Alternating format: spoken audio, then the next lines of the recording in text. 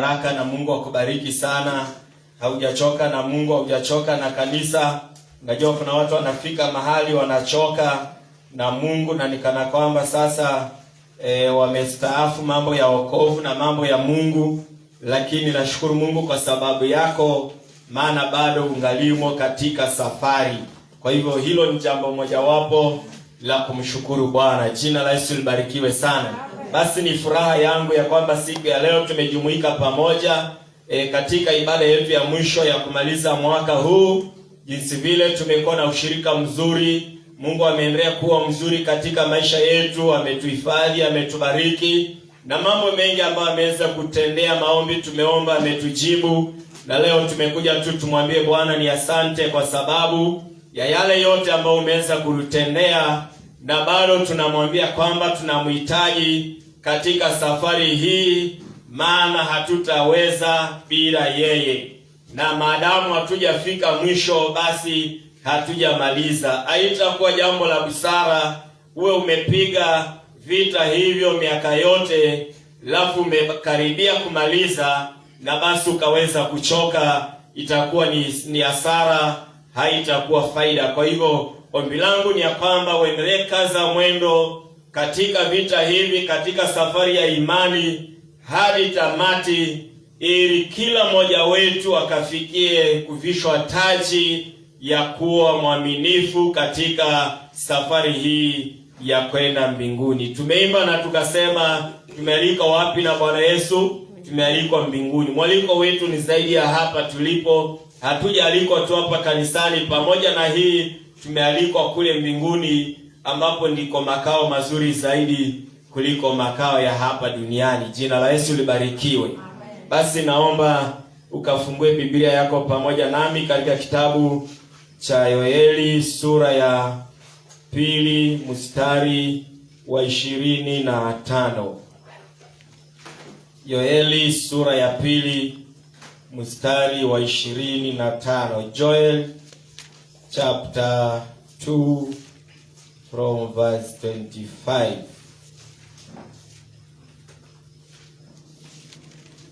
Yoeli 2:25.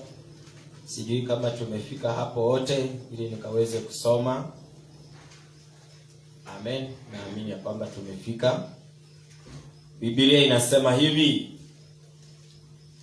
mimi nitawarudishia hiyo miaka iliyoliwa na nzige na parare na madumadu na tunutu, jeshi langu kubwa nililolituma kati yenu.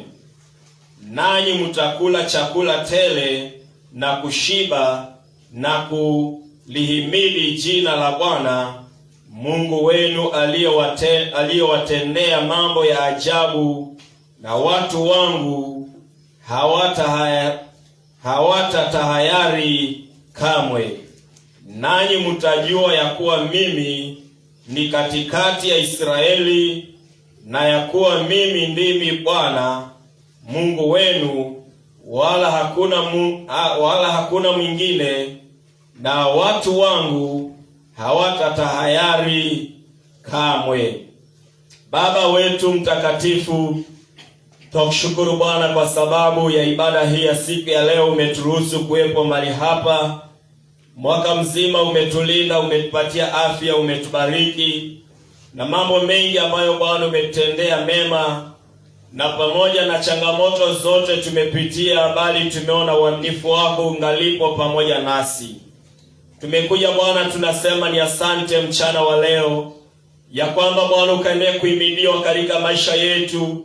Bwana tunaendelea kukuhitaji na kukutamani zaidi kuliko vitu vyote katika ulimwengu huu. Hivyo Bwana tunaomba ukanene nasi mchana wa leo, kanene na maisha yetu, kanene na mioyo yetu Bwana. Nami simamapo mbele ya watumishi wako, naomba ukanitumie nikiwa chombo, ili wewe mwenyewe ukajitukuze miongoni mwetu, na Roho Mtakatifu karusaidie kuelewa makusudi ya Mungu wetu mchana wa leo. Kwa Yesu Kristo Bwana wetu tumeomba na tumeamini, na kama unaamini unaweza ukasema amina. Basi naomba ukaweze kukaa, na Mungu wa baraka akaendelee kubariki na akaendelee kutenda mema katika jina la Yesu Kristo. Amen. Basi vile nimesoma maandiko hayo, ujumbe wetu nimeupatia kichwa I will restore your wasted years. I will restore your wasted years. Nitaregesha miaka yako iliyopotea. Huyu ni Mungu anasema ya kwamba nitaregesha miaka yako iliyopotea. Kuna mtu mmoja ambaye alisema jambo, ningependa nikamnukuu kwa mfano huo, ya kwamba hii dunia tunaishi iko na mwenyewe, na mwenyewe tunajua ni Mungu, na niposa tuko hapa mchana wa leo kumwambia Mungu ni asante, kwa sababu tukiangalia maisha yetu kwa upana na urefu, tunaona vile Mungu amefanya kazi kubwa katika maisha yetu, na sijui kama kuna mtu ambaye hana sababu ya kuweza kumshukuru Mungu kwa umbali huu ambao ameweza kutusaidia, ya kwamba tumeanza mwaka na tumekuwa wengi, labda wengine hawapo siku ya leo, wengine hawawezi siku ya leo, lakini wewe ulianza mwaka ukiwa mzima na afya nzuri, na imefika siku ya leo bado uko mzima, afya yako ni nzuri, na pamoja na hivyo kuna mambo Mungu amekuongezea. Basi tunafaa kujua ya kwamba hii dunia tunaishi na nafasi zote tumepewa na Mungu ili tukaendelee kumtambua katika maisha yetu, na usifike mahali uone ya kwamba umenawiri, umefanikiwa, umeendelea na ukasahau ya kwamba haya yote uliyoyapata yako na mwenyewe, na unafaa kuinua macho yako na ukamtazame na ukamtambue na ukamwambie ya kwamba haya yote niliyo nayo na vile nilivyo na mahali nimefika, ninajua ni wewe Bwana umenisaidia, na kama si wewe singefika hapo. Sasa huyu rafiki yangu anasema ya kwamba kuna Wakristo wengine anawafananisha na mende. Nafikiri tunajua mende. Mende anaingia katika ule mchuzi wako umepika mzuri, na anachovya huko na anakunywa, anakunyia huko ndani, labda anaangalia kule juu katika mdomo wa chungu, anaangalia, anasema hapa hakuna mwenyewe, na anaendelea. Anaweza akalala hapo, akamkia asubuhi hapo, anaendelea kuchovya na anasikia vile mtamu, anasema sitaki kutoka hapa maana nimepata mambo matamu hapa ndani, na anainua macho yake, anasema inaonekana hapa hakuna mwenyewe, na anaendelea hivyo hivyo hadi pale utakapokuja, lafu unafunika kile chombo na unawekelea kwa moto ili upashe mchuzi wako moto ukaendelee kula. Lafu anasikia hewa imebadilika, anaanza kuangalia juu akiuliza, na kwani huyu mwenyewe alikuwa wapi? Nilikuwa simuoni, na sasa hiyo umeshafunika na joto limeongezeka, na hatimaye yeye mwenyewe anaongezekea kwa kitoweo hicho hicho ambacho alikuwa anafikiria kila mwenyewe, anakuwa yeye mwenyewe ameongezeka kwa kitoweo hicho cha mwenye kitoweo. Hapo ndio anatambua ya kwamba kumbe hii kitoweo ambayo ilikuwa tamu sana na nzuri ilikuwa na mwenyewe. Amen. Sasa tusiwe kama mende, tufikirie tumefika mahali na unaangalia unasema haya yote nimefanya na kufanikiwa kote, na yale yote nafanya mazuri na mabaya, nikiangalia naona nikana kwamba mwenyewe hayumo, kwa hivyo niko na uhuru wa kuendelea kufanya vile nataka hadi saa ile mwenyewe atakapofunika chombo. Love, it will be too late. Hautaweza kutokea tena, bali utakuwa kitoweo cha mwenyewe. Bwana atusaidie sana. Haleluya. Sasa nataka kuamini ya kwamba kila mmoja wetu, we have that conscience in our minds, ya kwamba somehow kwa njia fulani we have wasted our lives so much. Kila mmoja wetu anapoangalia anasema, japokuwa mwaka huu unaisha, lakini nikiangalia katika maisha yangu naona ya kwamba I have wasted a lot of time in my life. And when you look back to the wasted time, you have a lot of fear ya kwamba sijui nitafanya nini, maana kuna mambo mengi ningekuwa nimeyakamilisha, ningekuwa nimeyafanya kufikia siku ya leo, lakini nimepoteza muda mwingi, nimepoteza wakati wangu na sijafanikiwa katika yale mambo ambayo nilikuwa nimekusudia nikaweze kuyafanya. Na basi unafika mahali unaona ya kwamba basi umepoteza muda mwingi, umepoteza rasilimali mingi, umepoteza mali nyingi, na umepoteza wakati wako. Na hata wengine wanafika kiwango cha kuangalia na kusema, I have also wasted myself.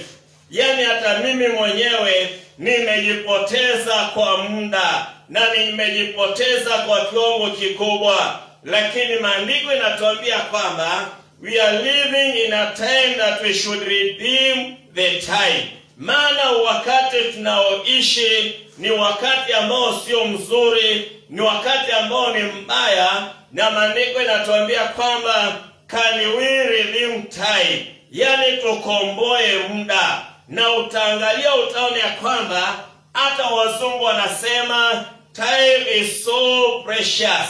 It is the most precious commodity in our lives. Ya kwamba kama naweza dhamini muda wangu, ule muda nilio nao ndio kitu cha thamani kubwa zaidi. And you can never get back time wasted. Ule muda umeshautumia, umeutumia, hautarudi tena, hautauona tena.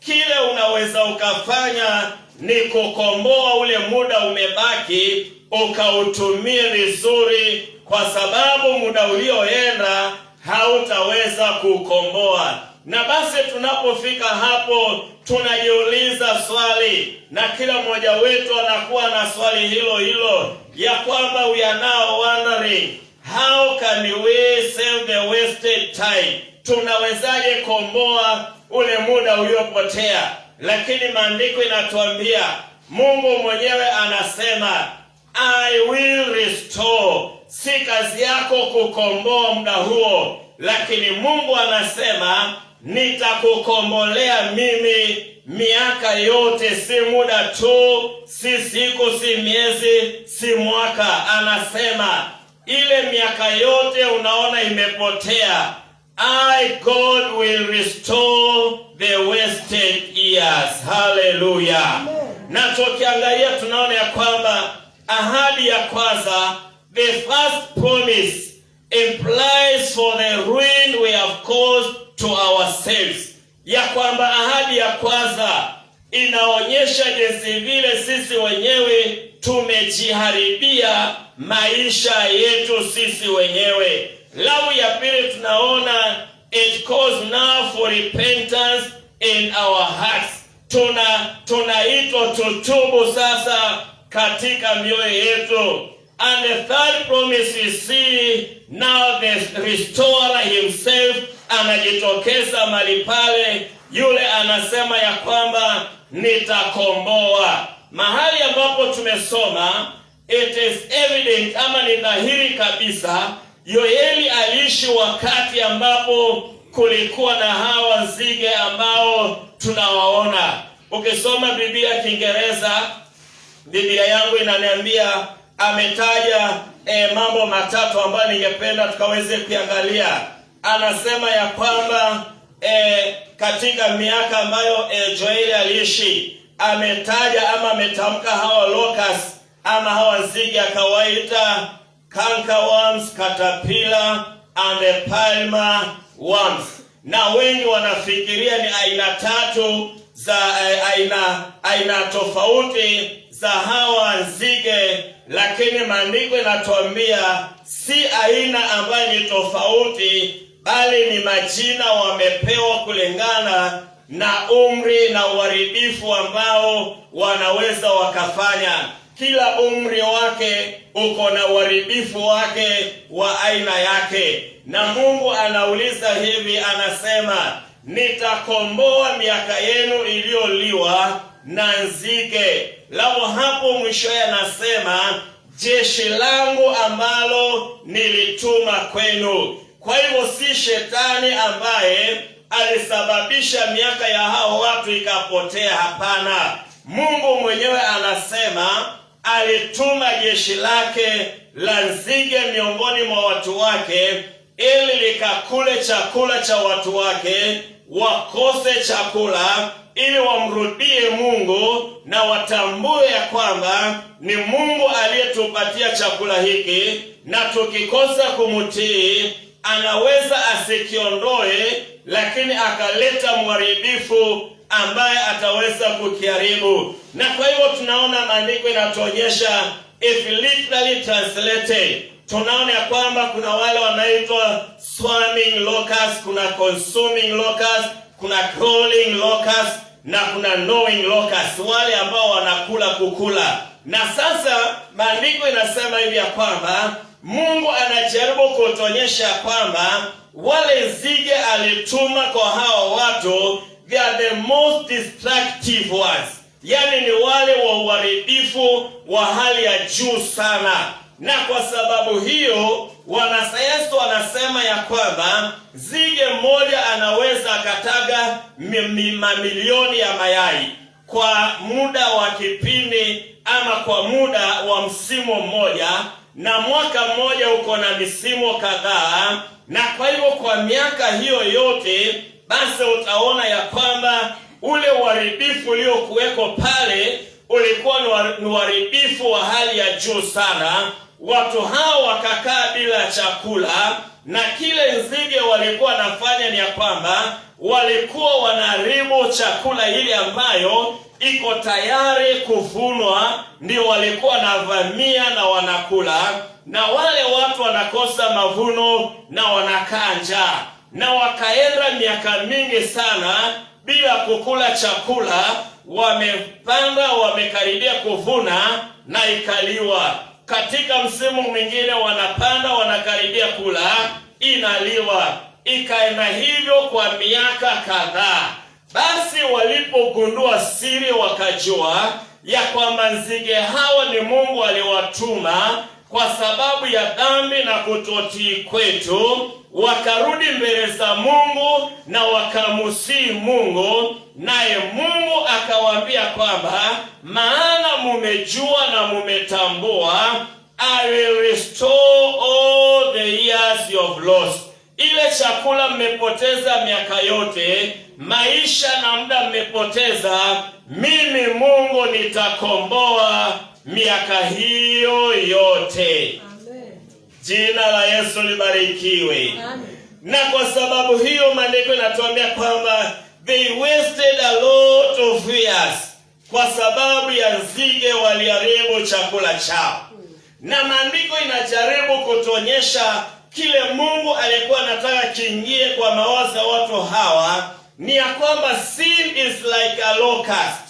Dhambi na kutotii ni kama nzige. Inaweza ikakukulia mali yako, ikakukulia muda wako, ikakukulia na rasilimali zako, na mambo mengi ambayo ungekuwa umefanikiwa ikawa imeondoa katika maisha yako.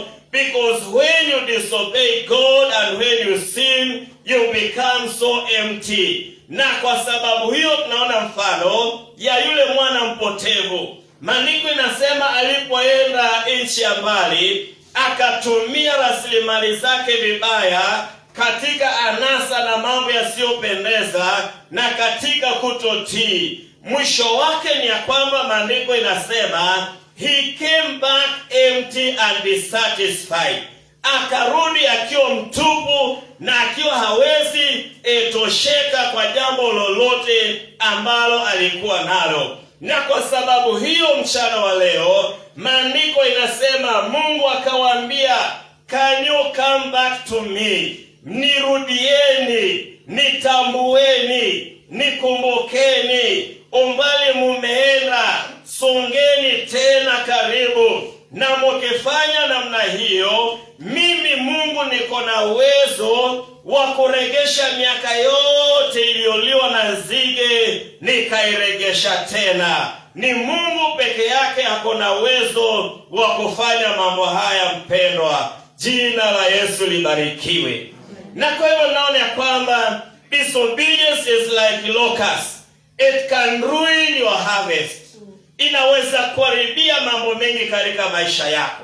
Na maandiko yanatuonyesha kwamba it can cause your life to be fruitlessness. Inafanya maisha yako inakuwa haina kitu cha faida. Unafanya biashara, hauoni faida ndani yake. Unajenga maisha, hauoni faida ndani yake. Ni kwa sababu dhambi na kutotii inakuwa kama nzige, inaleta uharibifu katika maisha yetu. It can easily rob your hope, the hope of your future. Na unajiona kama mtu hauna hatima, na kile kimefanyika ni ya kwamba tumaini lako la mbele ama tumaini la maisha yajayo limeibiwa, na unaishi ukiwa hauna tumaini. Haleluya. Amen. Matarajio ya mwisho mzuri yameenda, na unaishi ukiwa hautarajii kama unaweza kuwa na maisha mazuri mbeleni. Yaani unaishi tu kwa sababu watu wengine wanaishi, na ungepewa nafasi ya kujieleza. Ungeambia watu, wapendwa, mimi niko tu kwa sababu nimejipata tu, yani sielewi na sijijui, sijielewi, sijitambui wala sijifahamu. Lakini maandiko inasema ya kwamba kama tutamrudia na tumtambue Mungu vema, ako na uwezo wa kuturudisha. Ni kwa sababu tunajua we all have a common enemy, and Satan is our enemy, and is the greatest robber of our hope and time. Huyu adui ndiye ambaye amejua siri ya kutuhakikishia ya kwamba tumepoteza muda na tumepoteza tumaini. Zile vita unapigana katika maisha yako, adui anataka hakikisha ya kwamba muda wako umepotea na tumaini lako limepotea. Hiyo ndio haja yake. Na wewe ukiwa umemtambua na ukimjua, usimpatie nafasi katika maisha yako. Haleluya. Jina la Yesu libarikiwe. Amen. Tukijua hivyo, wapendwa, na tukitambua ya kwamba Mungu wetu ako na mipango mizuri kutuhusu, ya kwamba Mungu wetu hajapungukiwa na jambo lolote. Maandiko inasema ya kwamba he is giving us invitation. Vile tumeimba, anatualika, anatuambia, can you come back to me? Nirudieni kwa mioyo yenu yote, murarue mioyo yenu na si mavazi yenu, na mkinirudia na mkija kwangu, nami nitachunguza mioyo yenu, nitaangalia mioyo yenu, nami nitahakikisha kila mmoja wenu. Maana kila mmoja amepoteza muda kwa kiwango tofauti. Mungu atarejesha miaka yote iliyoliwa na iliyopotea, atairudisha. Mali yako iliyopotea atarudisha, muda uliopotea atarudisha, kama ni tumaini limepotea atarudisha, afya yako imepotea atarudisha, ni mali yako imepotea, maandiko inasema yote atarudisha. Haleluya. Jina la Yesu libarikiwe sana.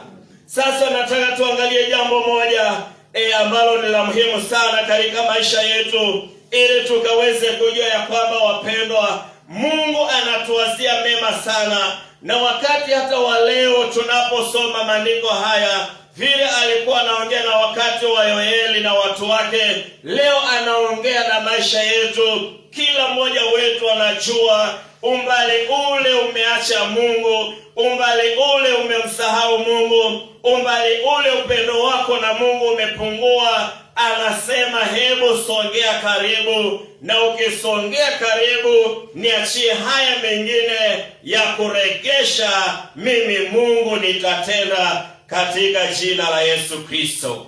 Sasa tumeona ahadi ambayo maandiko inatuambia, this is a promise of restoration, and it carries an implication of prescription. ya kwamba it is an invitation to go back to God. He has prescribed everything. Ya kwamba I am inviting you back. Can you come back to me? Nirudieni mimi. I'm not just telling you to go back. I'm telling you come back to me. Amen. Na ukija kwangu haukuji bure, kuna faida. Ukija kwangu mimi kuna kitu nitafanya. Anasema it is a promise. You want restoration, then come back to him. Ukija kwake atatimiza ahadi yake ya kusema nitaregesha yote ambayo adui amechukua katika maisha yako. Na wakati mwingine Mungu mwenyewe ndio ameruhusu. Kama vile aliruhusu jeshi hili livamie mimea ya watu wakati ule, ameruhusu mambo mengi yakavamia maisha yako, yakavamia jamii yako, yakavamia kazi yako, biashara yako, lakini maandiko inatuambia all is not gone. We still have hope. Tumrudie Mungu, na tukimrudia Mungu na mioyo yetu yote, naye atanyosha mkono wake. Hallelujah. It is an invitation to go back to God. It is not too late. It is not too much years lost to return to the Lord. Haujapoteza miaka mingi kiomba kusema haiwezi regeshwa, hapana. Hallelujah. Maana unazo kasema nimepoteza mingi mno. Maandiko inatuambia sio mingi kiasi ya kwamba haitaweza kuregeshwa. Leo maandiko inatuambia the same God who is calling us back, he is a God who is full of compassion. And the Bible says he shows his mercies. Kwa maelfu na maelfu anaonyesha huruma zake. He is God who is not able, who is not ready to turn back his people. He is God who is ready to embrace everybody. Unakuja jinsi vile ulivyo. Unakuja na maisha yale ulio nayo. And the Bible says, it is time not to tear your garments, but can you tear apart your heart? Amen. Don't beat any hole around your heart. Can you destroy and tear down every hole surrounding your heart? Na uilete mbele za Bwana umwambie, Bwana nimekuja jinsi vile nilivyo. Wakati wa Adamu na Eva, maandiko inasema aliwaita, wakasema Bwana, sisi tuko hapa tumejificha, maana tumeona tuko uchi. God never turned them away. Akawaambia hata kama ndio mumefanya, I will still embrace you, because the love of God is a love that embraces all men back to him. Na haangalii dhambi uliofanya, haangalii makosa uliofanya. Kile anaangalia ni ya kwamba can you still have some room in your heart, ya kwamba ukanipatie muda kidogo na uniambie nakuja kwako tena. Mwimbaji akaimba na akasema, nimetembelea mbali sana kwa sababu ya miaka mingi, lakini Bwana ninarudi. Na mpendo, ukirudi mchana wa leo, hata Mungu atakurudia na atatimiza ahadi yake katika maisha yako. Amen. Hakuna mtu ambaye ni mbaya beyond renovation, no. Hallelujah. There is no church which is beyond renovation, no. Mungu wetu wapendwa ni Mungu ako na rehema nyingi, na ndio sababu anasema hata kama dhambi zako zimekuwa nyekundu kama damu, nitakubadilisha zitakuwa nyeupe kama theluji. Hiyo inatuonyesha upendo na rehema za Mungu juu ya mwanadamu, ya kwamba yeye hatupi mtu yeyote, bali anatuvuta na kutuleta karibu naye. Bwana wetu atukuzwe. Hallelujah. Sasa inatuonyesha how dangerous it is to go far away from God. Ni hatari kubwa sana. Maandiko inasema hata yule ambaye the bride and the bridegroom, let them come. Let the priests come. Let everyone come. Let all people cry. Let even the women in labor cry. Not because of the labor of the child, but because of me. Amen.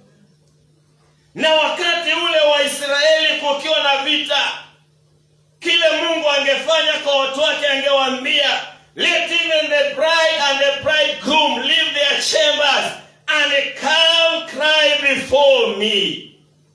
Yani, that is how serious it is. Imefika siku ya harusi na kuna vita. Mungu anasema, can everyone leave his or her house? Let the bride and the bridegroom leave their chambers. Bibi harusi amevalishwa tayari kwa harusi. Bwana harusi amevaa tayari kwa harusi. Wanaambiwa waondoke katika maeneo yao ya matayarisho, waende walie mbele za Bwana. That is how serious it is. Hallelujah. Amen. Bwana Yesu asifiwe. Amen. You see how serious it is? Kila mtu ache nyumba yake. Mtu ache kazi yake, mtu ache biashara yake. I tell you, wapendwa, that is an environment that God is concerned with. Yani kila mtu ako kwa magoti. Hebu jiulize, hata si wewe. Uliza tu ile mtu karibu na, lini ulipiga magoti mbele za Mungu? Tangu mwaka umeanza kuna mtu hajapiga magoti mbele ya Mungu. Imagine hata wanafunzi wamepiga, maana ni punishment wamepewa na mwalimu. Kweli ama si kweli? Si kweli? Ndio nilikuwa hata ukicheza vitu hapo naomba. Sio kucheza vitu hapo na kutoka hapa kutembea. Nataka watu waombe. Amen. When you come here you pray. Kuna siku nilikuwa nafukuza watu hapa. Tunaingia mambo ya watu wanatuangalia, unafikiria sana. Kaambia go back home. Kuja tuletea sura yako tuje kuiona kanisani. Kama tumekuja kuomba, let us pray. Kama ni magoti tupige magoti, kama kulala chini let us lie down. Tutafute Mungu, alafu tuone kama Mungu atajibu wapendwa. Kuna vitu wapendwa tukifanya Mungu asinyamaza. Kuna mahali tutafika Mungu ataona how serious we are. Umeacha mambo yako. Ni wangapi wanaacha usingizi kutafuta Mungu? Very few. Mtu atalala mpaka usingizi yote ishe. Na Mungu anataka sacrifice. Mtu atakuja kanisani kwa sababu kuna nafasi ya kuja. Very few are sacrificing to come to worship God. Amen. How serious it is. Leo sasa tunamwambia Bwana tumekuja. Mungu anasema mjakuja chochote. Ni vile leo hauna mali pa kwenda ndio umekuja. Hallelujah. Unajua sasa hivi nafikiria Mungu ni kama mwanadamu. We want to please the pastor, we want to please God. We can never please him na mambo ile tunafanya. Mimi utani please. Na nitakuwa pleased kweli kweli. Lakini je, Mungu? Hallelujah. Hallelujah. Jina la Yesu lipewe sifa. Maandiko yanatuambia our God is God who is slow to anger and full of mercy. Yeye ni wa hasira ndogo na si mwepesi wa kupata hasira, lakini amejaa rehema nyingi. Hallelujah. Unajua sisi wanadamu ni wa hasira nyingi. Amen. Amen. Amen. Saa ingine watu wanafikiriaga pastor ameokoka, amejazwa na roho kasirikani. Kuna mtu aliniambia, nikamuuliza leo una kasirika? Akaniambia omba Mungu usione hasira yangu. Amen. Nikamwambia hata mimi naomba nisiione. Sisi kama wanadamu Tuna watu wa hasira mingi. Ukikosoa kidogo hasira. Na hata watu wanasema I can forgive you but I cannot forget. Si ni kweli? But the Bible says, Mungu anasema I will forgive you and forget. Kama vile kaskazini mashariki ilivyo na magharibi mbali, nitasahau namna hiyo. I will never remember even if you sinned. I will not remember if you disobeyed me. Lakini kuna watu ni wazuri, hata wasipoandika atakuambia kumbuka 2020 tarehe 26 saa 8 mchana, kumbuka ulivyonifanyia. Lakini maandiko yanatuambia our God is God who is slow to anger. Hakasiriki haraka. Na hata kikasirika bado ana msamaha mwingi, anakumbatia. Haleluya. Wangapi wako na uwezo huu wa kukumbatia? Watu waliokukosea bado unaweza ukawakumbatia. Amen. Watu waliokusema mabaya bado unaweza ukawakumbatia. Watu waliokufanyia madharau bado unaweza ukawakumbatia.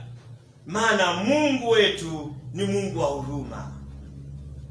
Haleluya. Amen. Sasa maandiko inasema the only thing that God needs from you is a broken heart. Moyo ambao umevunjika ndio Mungu anataka. And he says, regardless of the years you've wasted, I will repay back. God is more than an insurance company. Amen. Inakwambia itakulipa. Kuna ile inaitwa ni assurance. Sasa ile kuna in life. Ukikufa watu wako wanapewa hiyo, unajua hiyo inaitwa, kuna tofauti ya insurance na assurance. Kama niliambiwa hivyo. Wanafunzi nyinyi ndio unasoma bwana, badala mtu kumbushe maneno. Ukikufa unaambiwa ukikufa utalipwa. Sasa usiwe unajua utalipwa, isitalio na watu wengine. Ukikufa utalipwa 500,000. Wewe unatosha na 500,000 kweli?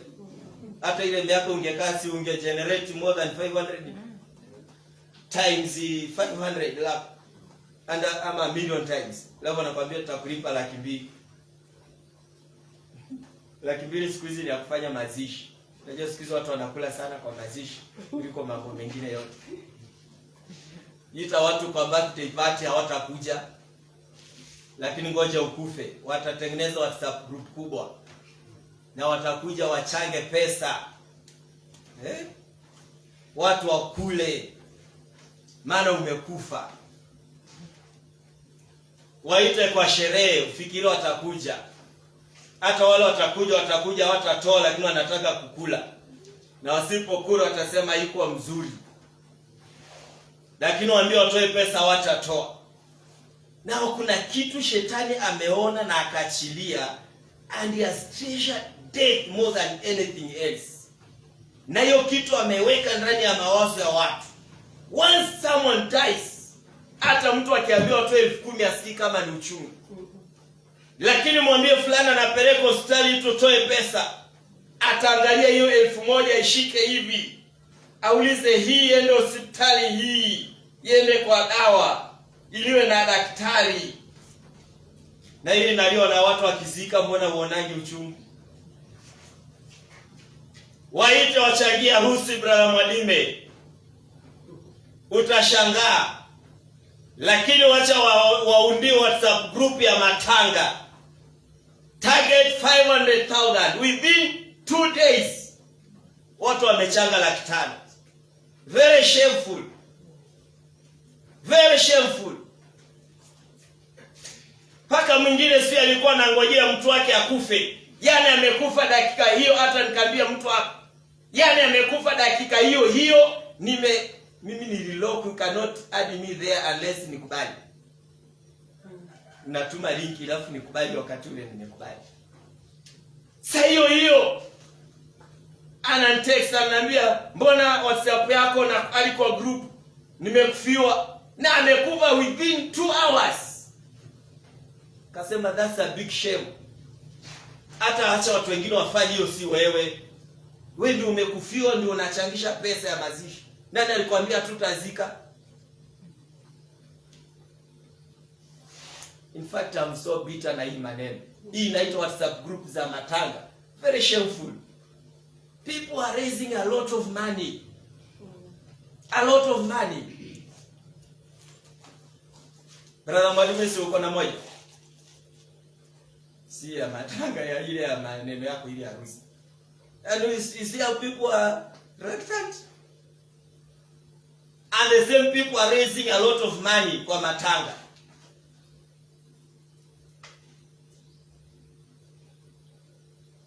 I think the much I can give you a matanga ni 500. Tuone kama mtu atasikika. Amen.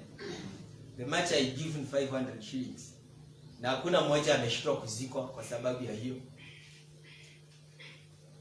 Kwa nini tuchangie pilau tunaenda kukula tukienda nyumbani na huzuni? Amen. Badala tuchangie chakula ile tutakula tukirukaruka na furaha na soda. Amen. Amen. Hallelujah. Amen. Bwana Yesu asifiwe. Amen. Pastor, you are spoiling the mood of the service. No. Hallelujah. Mimi nataka Mungu atusaidie sana. Hebu tusitue na WhatsApp group ya kwamba mtoto amezaliwa. Joni tushike mtoto. Hautapata hata shilingi moja.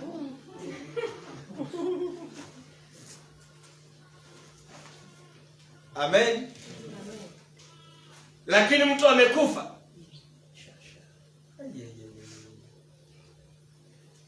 Amen. Tuko nasema hivi. God is more than an insurance company.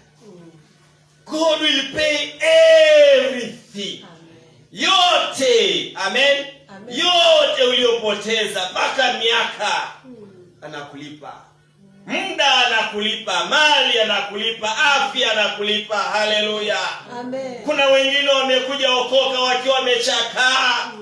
Lakini ukimwangalia leo unashangaa. Haleluya. Amen. Mimi kuna watu ambao tumezaliwa na wao, tumekuwa na wao, tumesoma na wao. Sasa nikisimama nao utafikiria ni babangu. Amen. Amen.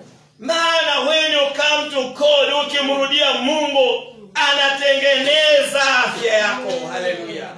Anakutengeneza, anakuburudisha, anakubadilisha, anakufanya unanawiri. Haleluya. Mwangalie aliye karibu na wewe, mwambie unanawiri wewe. Ongezeka mafuta ya Roho Mtakatifu. Na mafuta ya Roho Mtakatifu ikufanye kile wakati unametameta. Amina. Haleluya. Amen. Juzi nilikuwa naambia mtu hivi, mwaka ujao hivi birthday yangu mimi nakuaga tarehe 10 Januari. Haita watu kwa birthday, hawatakuja. Mimi siti mtu. Labda ukitaka kunibariki ndio birthday unilete keki ya birthday, sawa? Amen. Umesema utaniletea? Ni waite. Tutakuja. Haya, sawa, wacha nitafikiria hiyo. Nitafikiria hiyo. Amen. Lakini sinapendeza lakini. Wakati nimefurahia na watu pamoja. Sasa nilikuwa nasema hiyo imekuja kwa sababu nilikuwa nataka kusema hivi, I'm now going for 4 years. Na ukiniona na kama mtu wa 25 years, eh? Yes. Amen. Amen. Amen. Nilikuwa naambia mtu hata nisikuambia bado nikikufa mtakuja mwambie. Kwanza mimi sitaki mtu ataje hiyo miaka kama sijaitaja sasa. What for? Ati alikuwa na miaka zote tufanye nini? Ngine ni upuzi watu wanafanya. Mtu alikuwa anaficha miaka, sasa amekufa ndio tunakuja kuambia tufanye nini be? What for? Si waweke huko yote pia. Si ni kweli? Ni kweli. Mimi saizi tukaanza kuambiana. Uko na ngapi? Kuna mtu hata atatamani atoke mbio sana kama ameitwa. kwani utaipeleka wapi? Amen. Haleluya. Bwana asifiwe. Pastor, usikuje hapo, siwezi fanya hiyo by the way. Amen. Nasema hivi, God looks upon our hearts. He searches our hearts. He knows us more than anybody else. Na ndio sababu anasema, can you render your heart now? Vunja moyo wako. Pasua moyo wako. Nyenyekesha moyo wako. Usifanye moyo kuwa mgumu. Na usirarue mavazi kama wewe zararua moyo. Haleluya. Amen. Unajua watu wengine wanavaa magunia na moyo wenyewe haujavaa magunia. Miaka ile watu walikuwa wanavaa magunia na wanajipaka majivu, ishara ya kwamba wanatubu na wanaungama mbele za Mungu. Hatuhitaji kujipaka majivu, maana Mungu ashapaka uso zetu mafuta. Haleluya. Majivu ni ya wakati ule, lakini anasema rarua moyo wako. Haleluya. Sasa hivi nikija hapa nimevaa gunia, simtaniangalia haya. Yaani mtu ametengenezwa na Mungu na unaenda kuvaa gunia. Si unakaa kama mwendo wazimu. Anasema vunja moyo, si mavazi, pasua moyo. Amen. Haleluya. Amen. Turarue mioyo yetu, twende mbele zake Bwana. Jina la Yesu libarikiwe. Amen. Haleluya. Hebu nataka nimalize na maneno machache. Kuna vitu katika maisha yetu. Hawa na Waisraeli, maandiko yanasema they had forsaken God for so long. Wakamsahau Mungu, wakafanya mambo yao, wakaenda kwa njia zao, wakatenda dhambi, wakakosa kumtii, kama yule mende vile tuko nasema. Kukula tu na kuangalia na kusema Mungu hajaona, mwenyewe hayuko hapa, mwenyewe hayuko hapa, hadi wakati umeisha. Ndio unasema miaka imeenda. Hivi leo kuna mtu ndo anajaribu kukimbiza mambo ambayo angefanya mwaka mzima. It is only 7 days remaining. And less than 7 I think. Kwa hivyo usikimbie bure, usijiwe na pressure. Ile haijafanyika, haijafanyika. Haleluya. Jina la Yesu libarikiwe. Ile haujafanya, haujafanya. Lakini maandiko inasema hivi, Mungu mwenyewe anasema I will restore your wasted years. Yaani ile miaka yote imepotea, Mungu ataregesha. Ile mali imepotea, Mungu ataregesha. Ni afya imepotea, ataregesha. Sasa nataka ujiangalie in that perspective, ya kwamba Mungu akirudisha hii miaka yote. Amen. Amen. Wengine mtaanza kuona wakizeeka wakati wako 90 years. Ndio mnaanza kuuliza umefikisha 50 na wako na 90. Unajua kuna watu hata wajuzi, ni vile sitaki kusema hapa lakini mtu uko anamwambia bwana, mimi niliona fulani miaka mingi na mpaka leo wako hivyo hivyo. Hazeeki.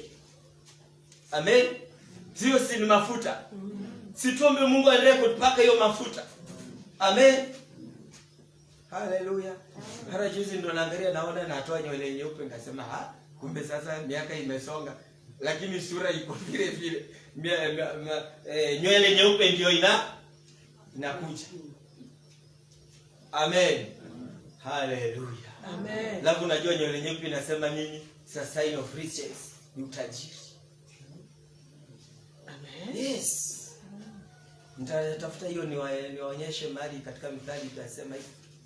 Alafu unajua nini life starts at 40. Amen. So I've begun 3 years now down the line. Hallelujah. Hallelujah. Amen. La una kipara nacho. It's a sign of honor. Honor, heshima. Amen. Sasa wale wote walikuwa na dharau, sasa wanakuja na heshima. It is natural now, not mandate. Hallelujah. Amen. Jina la Yesu libarikiwe. Amen. That is how God restores things in our lives. Na naomba katika jina la Yesu kwenye maisha yako, wacha Mungu afanye hivyo. Mungu aregeshe afya, Mungu aregeshe uzima, aregeshe mali. Haleluya. Kuna wengine hapa Mungu anatarajia by today wewe uwe wafanyabiashara wakitajwa, wewe unatajwa kama wewe ni mfanyabiashara. But why is your name not appearing in that list? Today I command you in Jesus' name. Amen. Ya kwamba lazima overtake watu fulani. Yes. Watu wakiorodheshwa wa kufanya biashara mahali jina lako liko mahali pale. In the top 10 you are there. Amen. Let people not ignore you. Amen. Because once God has put a rubber stamp, nobody can ignore you. Amen. Mimi nakwambia leo hii, wahubiri wakitwa niko hapo ndani. Unaweza kuta tumefika mahali watu wako na magari, wahubiri wako na magari, wanaangalia na huyo amekuja na pikipiki. Hivyo hivyo niko ndani ya list.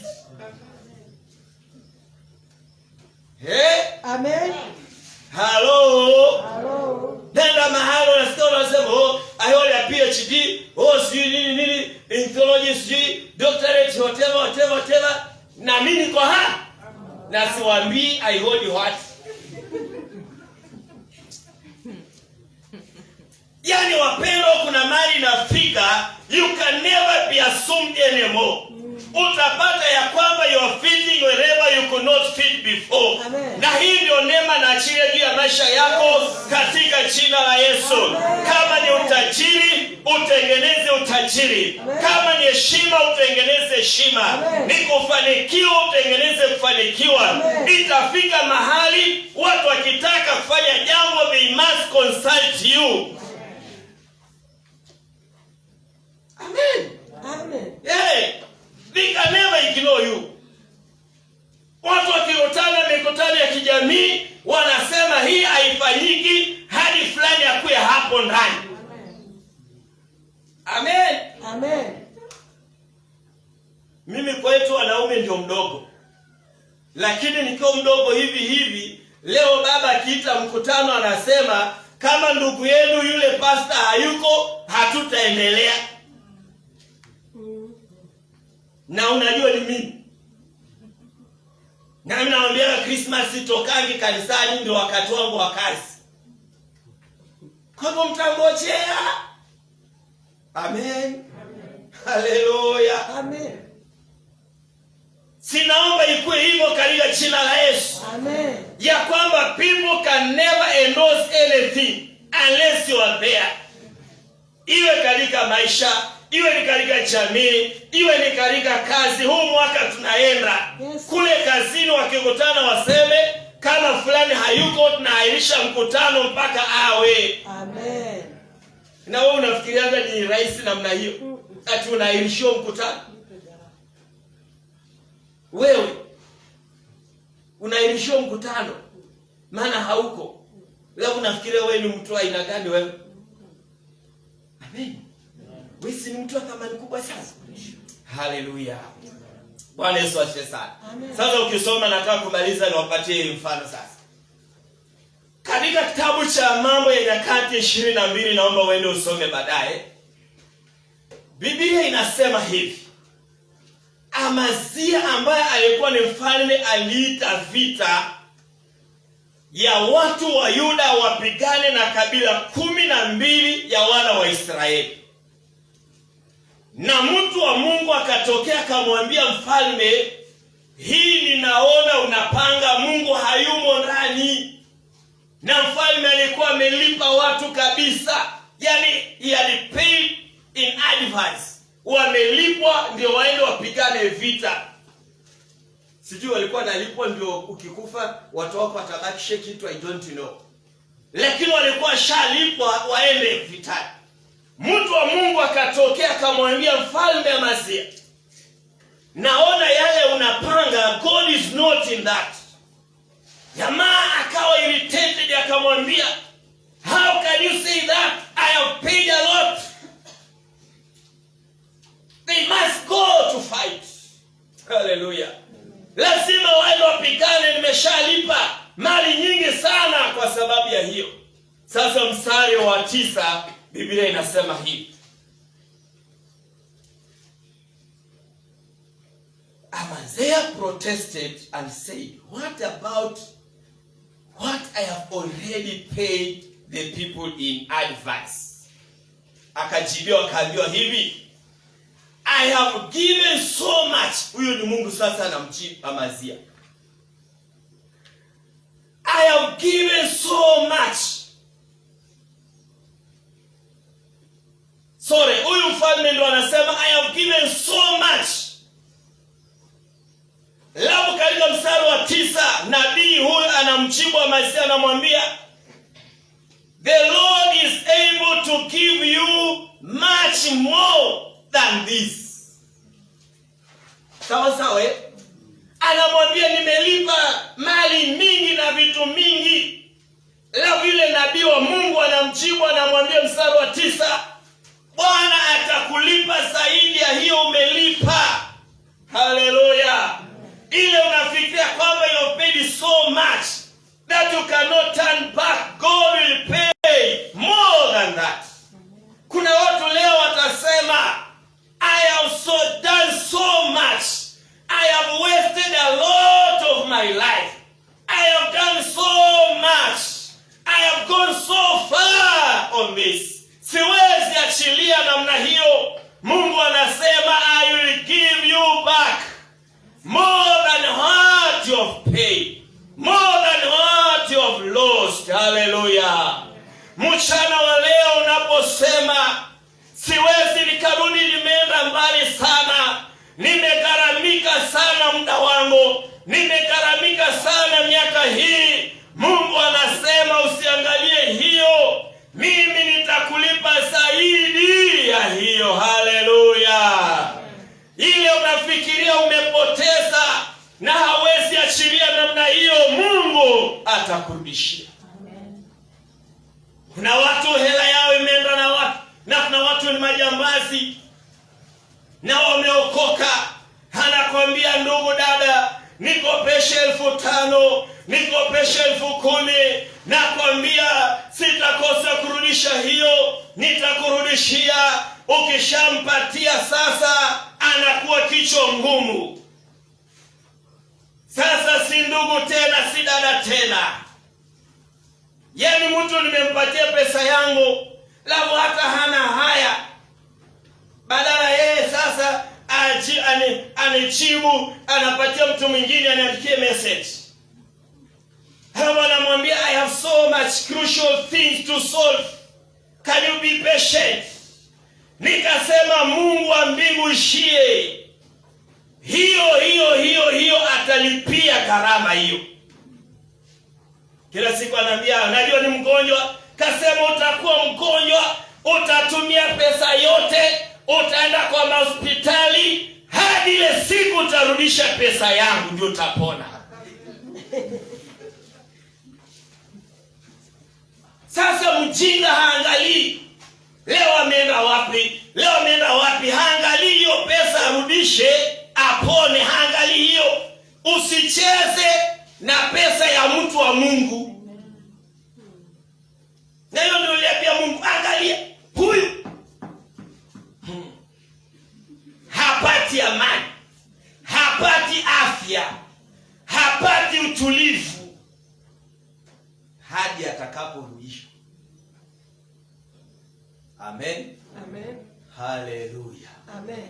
Kuna watu hapa unasema, I have wasted a lot. Nimetumia mambo mingi, mali nyingi, muda mwingi, siwezi achilia. Na kuambia Mungu atakulipa zaidi. Amen. Hallelujah. Amen. Ule muda umepoteza, Mungu atakulipa. Usiangalie wanadamu, usiangalie watu. Wewe inua macho yako, muangalie Mungu. Hallelujah. Amen. And God does great things. Amen. Sasa juzi kushinda jana, Rafiki mmoja ananiambia, unajua umewekewa Christmas ya 10,000. Wakamtia, akamwambia sana. Mbona si utaenda kutoa sasa? Akamwambia haina haraka. Haina haraka, wacha ikae hapo hapo hata mwaka mpya bado hujafika. Sasa nikaangalia nikaona, you know how God, that's how God pays people, eh? Sasa mtu mwingine anafikiria ati ameshikilia pesa yangu ananiumiza na zinakuja tu. Amen. Zinakuja. Kamwambia acha ikae hapo ingojee zingine zinakuja. Si kama tuko pamoja. Amen. Usiangalie watu. Waliokujeruhi usiwaangalie. Waliokuumiza usiwaangalie. Waliokudhalalisha usiwaangalie. Wewe inua macho yako muangalie nani? Mungu. Ukimwangalia Mungu mpendwa, yeye anafungua mbingu juu ya maisha yako. Amen. Na maandiko inasema atalipa yote iliyopotea. Mimi nimelipwa yote iliyopotea, nimeshalipwa. Yes. Maana anasema I will pay you more.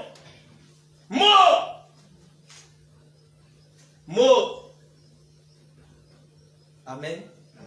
Niambie hii. Niambie. Haya, mtu akachukua vitu zangu mahali na msiulize nani. Sasa akapiga simu akamwambia mtu, nimemchukulia kile kitu. Nimebaki kama maskini. Alafu mwenyewe akanipigia akaniambia, unajua fulani alisema hivi na hivi na hivi. Hajui.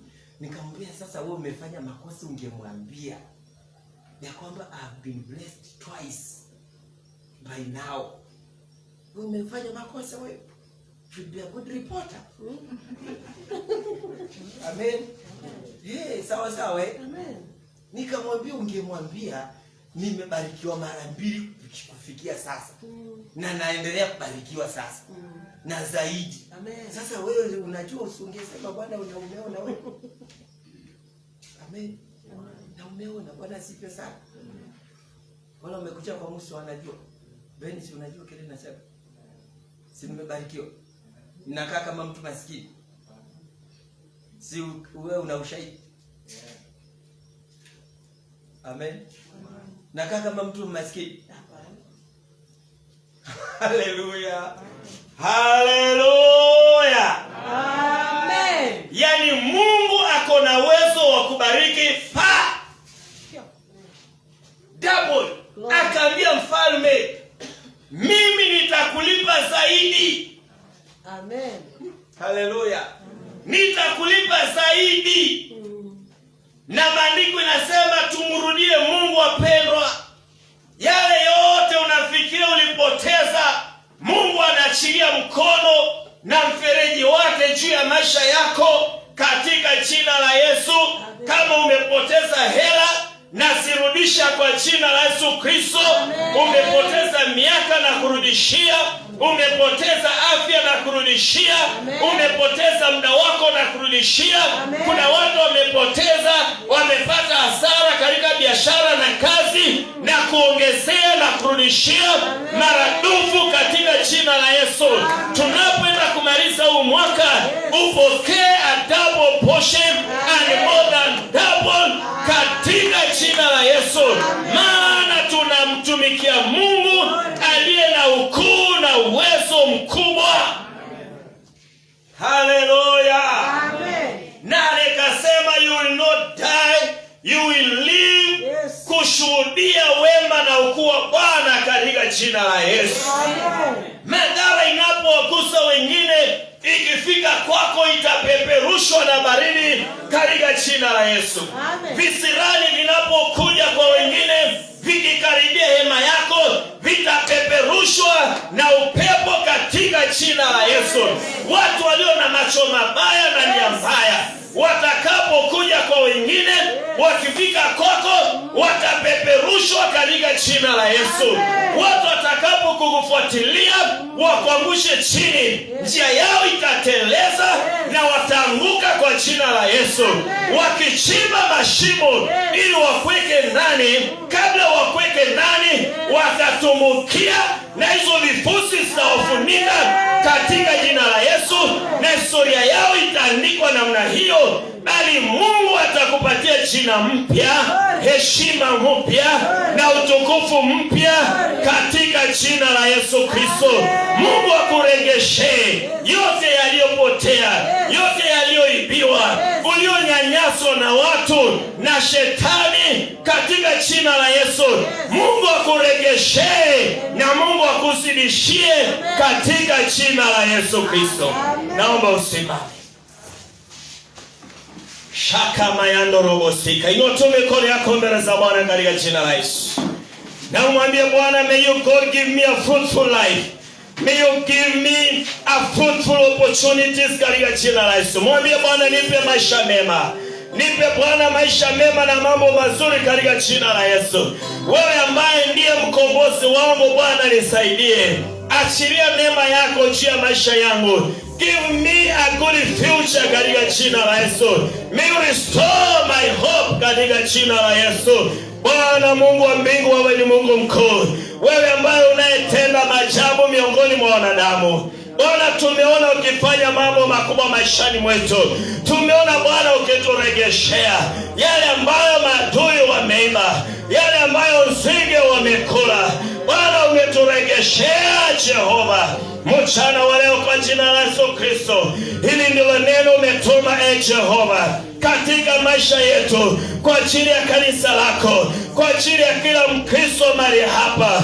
Oh Jehova Bwana, wewe umesema wewe ni Mungu, una uwezo kurejesha yale ambayo Bwana nzige wamekula, yale ambayo Bwana maadui wamekula, yale ambayo wezi wameiba. Jehova, wewe Bwana uko na uwezo kurejesha mahali Bwana miaka imepotea, mahali Bwana jasho letu limepotea, mahali hela yetu imepotea, mahali tumefanya hasara. Jehova, wewe Bwana uko na uwezo kurejesha kwa jina la Yesu mwana Mungu hai. Bwana, aliyeamini hili neno mchana wa leo, wacha liwe thibitisho maishani mwake, wacha liwe thibitisho maishani mwake, wacha liwe thibitisho maishani mwake. Bwana, ukamregeshe mali yake, ukamregeshe miaka yake, ukamregeshe na muda wake, ukamregeshe hasara aliyopata apate faida, ukamregeshe na hela yake katika jina la Yesu Kristo. Bwana Mungu wetu, wewe ni Mungu wa ishara na miujiza na maajabu. Unatushangaza kwa matendo yale unayofanya kwetu. Baba, naomba kwa kila aliyesadiki hili neno mchana huu, wewe umesema unachunguza moyo na unaangalia moyo. Naomba Bwana, anayerudisha moyo wake kwako, Bwana daima usimsahau. Na tunapoenda kukamilisha mwaka huu kwa siku chache zimebaki, Baba, angalia na ukaregeshe kila chochote alichopoteza, kilichoibiwa Bwana, maradufu na zaidi ya maradufu, sawa sawa na neno lako ulipomwambia Amasia mfalme ya kwamba kile chote umelipa nitakurudishia maradufu, ili wachane na vita hizo. Bwana, kuna wale wamepitia kwenye vita, naomba Bwana warudishie maradufu, ili wasahau vita waliopitia katika jina la Yesu. Waliopitia kwenye mateso, Baba, warudishie maradufu, wasahau mateso. Waliopitia katika changamoto na ugumu wa maisha, Bwana, waregeshe ili wasahau ugumu wote na changamoto zote, ili Bwana wakuabudu wewe. Asante Mtakatifu, asante Bwana, asante kwa mwisho mwema Bwana, asante kwa mwisho wenye uregesho mkuu, asante kwa mwisho wa ajabu Jehova. Shakama ya ndobo sekenda makaya ndorobo saya Bwana. Uinuliwe Bwana, utukuzwe Mungu wetu. Afya umetujalia mwaka mzima Baba, tunakushukuru. Baraka umetujalia Bwana, tunakushukuru. Kuinua Bwana umetuinua, tunakushukuru. Heshima umetupa Bwana, tunakushukuru. Kibali umetupa Baba, tunakushukuru. Bwana, miujiza mbalimbali umetufanyia, tunakushukuru. Jina lako liinuliwe na litukuze, kwa sababu wewe ni mwema. Mpatie Bwana sadaka nzuri ya makofi, ukifungua tu kinywa chako ukimwambia